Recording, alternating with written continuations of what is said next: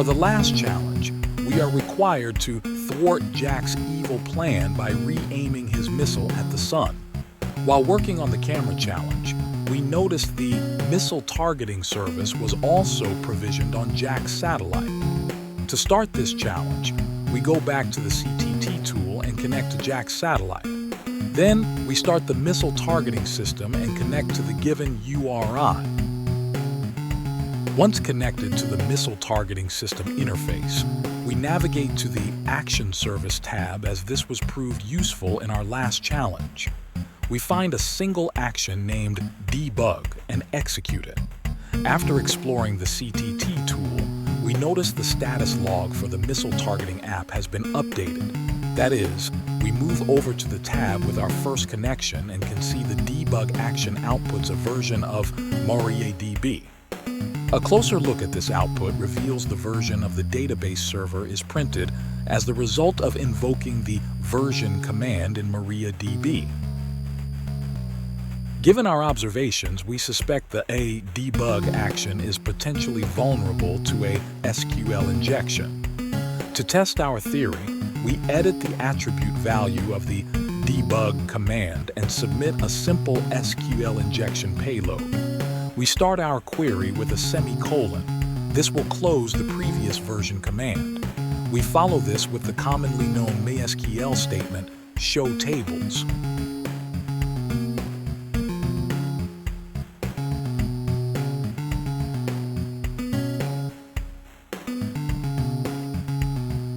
Eureka! We have identified a parameter vulnerable to SQL injection.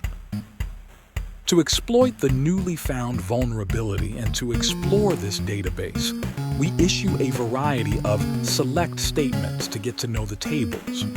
After some review, we learn the numerical value field inside the pointing mode table controls the target of the missile. The pointing mode to string table indicates the currently set value of 0 aims the missile at Earth. If we want to change the aim of the missile, we would need to update the pointing mode numerical value to 1. Next, we attempt to change the numerical mode value using an update command. Our request is denied as it seems we do not have rights to modify this table. As we explore alternatives to update this value, we identify some interesting code in the satellite query table. The table also contains a serialized version of the code. We move this code to Visual Studio Code for easier analysis.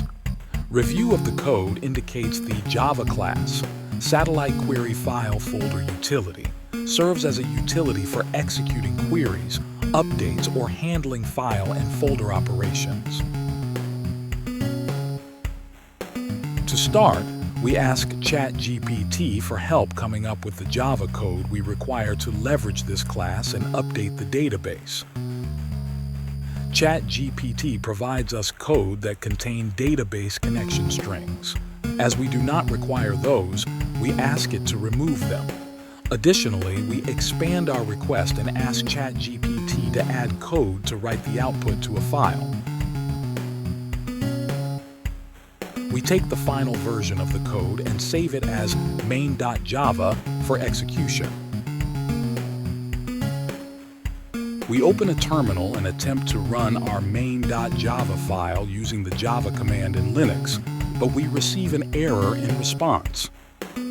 We ask ChatGPT to explain this error, and it first clarifies the error indicates the Satellite Query File Folder Utility class could not be found. It then recommends that we compile all the files together.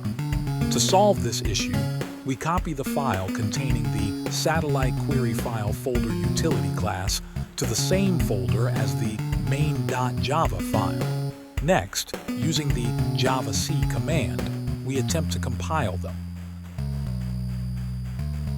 We obtain a new error, but this time it makes reference to the Java library JSON. We asked ChatGPT about this error, and it provides us with instructions to download, configure, and use the Google GSUN library.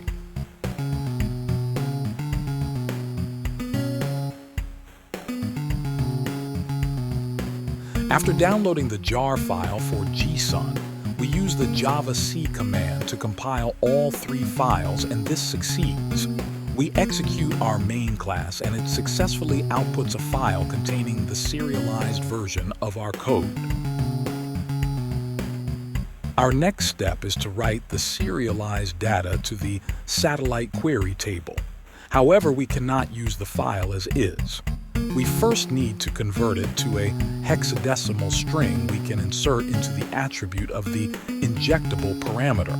We go back to ChatGPT for help and ask it to write a quick Python script to turn our .sor file into a hex string. ChatGPT responds with an interactive Python script. After executing it, we obtain a string of hex values.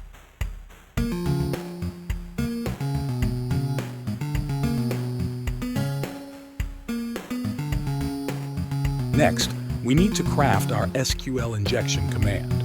To learn how to correctly inject the obtained hex code into the MariaDB database, we ask for ChatGPT's help one last time. Once again, ChatGPT for the win.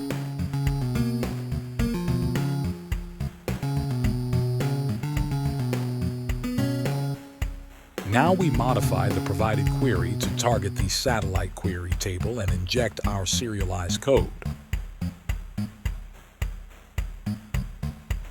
After submitting our injection, we query the satellite query table one last time and confirm our payload was successfully added to the table. We go back to the Zenith SGS room and click on the satellite camera display to the right. The replay confirms we were successful in our mission as Jack's missile was redirected.